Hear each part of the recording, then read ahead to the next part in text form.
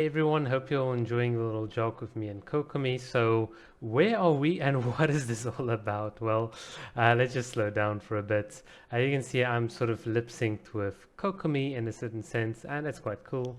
And we can do all sorts of funny things with Kokomi, like salute and just like do some cool little cute things. So, we're in a virtual world, and the reason why we're here is because my internet does not work. So, I'm struggling to connect to the MiHoYo servers, and that's mostly due to a citywide power outage. Hopefully power will be back tomorrow and we can continue as usual with the videos. But for the moment, I'm going to just try and make something with this little virtual environment and I'll upload it. Hopefully the file size won't be as big. Normally when I make Genshin videos, the file sizes are like 2 gigabytes, and obviously my little mobile connection is not gonna be able to upload it, but I think this little video size should be a lot smaller, given that we're not really rendering in 2K 60 frames. But in any case, back to the actual thing that I wanted to talk about. Oh yeah, by the way, I bought a new house, so it's still empty, but let's see what's inside. So I actually want to talk about Yae Miko and Kokomi, and in essence, I think Yae is going to work really well with Kokomi, and because of the fact that you're going to get this consistent off-field electrocharge reaction damage. Now, the thing that Kokomi wants is off-field damage, and the reason why she wants off-field damage is because she is going to be like the main driver of like a taser team comp, which is really awesome. Oh yeah, there's a little sleeping roommate, and here's some food. Help yourselves. Um, and the big thing that Kokomi does is she passively applies Hydro, and Yae Miko will very consistently, from what I've seen, apply like off-field electro damage to nearby opponents and so on, which is going to be really nice.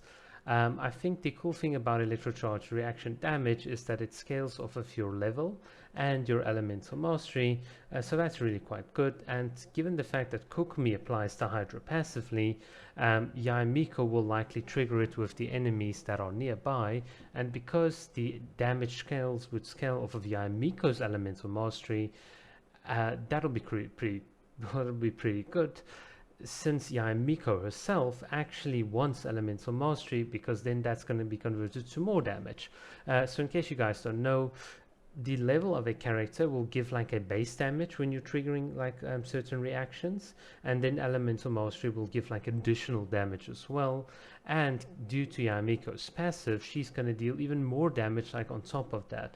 So I think the sort of off-field playstyle and the minimal on-field time that it seems like the Yae Miko is going to take is going to suit, or is going to work like really well with Kokomi.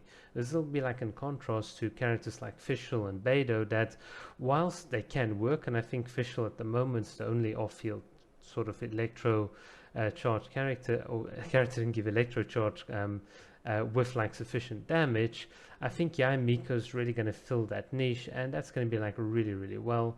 I think we're certainly going to have like a very good little taser team comp that we'll be able to run, and I think it's just going to be pretty awesome. So we'll obviously test this. We'll test the sort of Yae Miko versus Fischl. We'll get like a very decent F2P build on both ends, and then yeah, hopefully it will work out well. I think it will. I think the sort of quick swap playstyle that you can do with Yae Miko is gonna fit in really nicely with Kokomi, and we're just gonna trigger lots and lots of reactions, so it'll be pretty cool.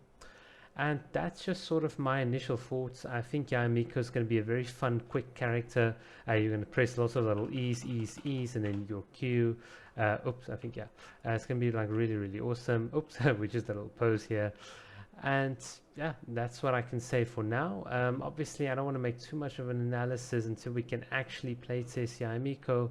You guys know me, I playtest first, Theorycraft later. I don't do it the other way around like most other people do as well.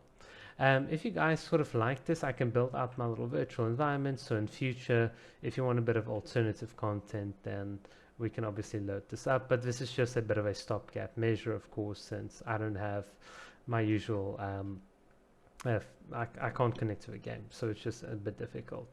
But yeah guys, thank you so much for watching, and have a